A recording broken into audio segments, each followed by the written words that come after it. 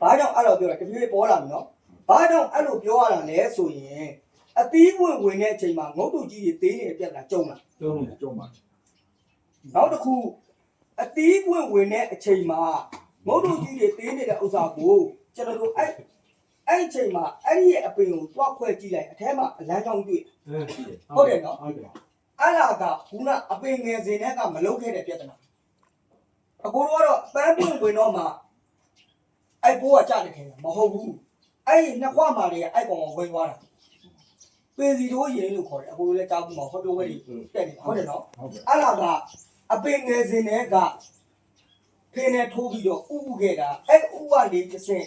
အဲ့ဥကနေပေါက်ဖွားပြီးတော့လောက်ကောင်လေးကအောက်ကထွက်အပေါ်ကထွက်သွားတာဘာဖြစ်သွားလဲဆိုတော့လူပြောမှဆိုဥလေး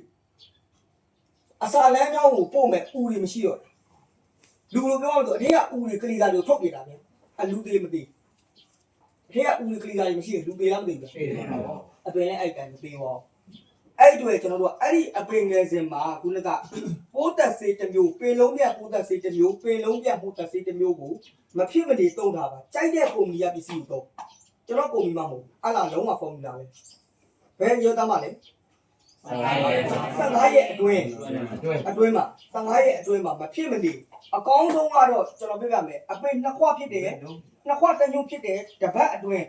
တပတ်နဲ့10ရက်တာမှာမဖြစ်မနေဖြတ်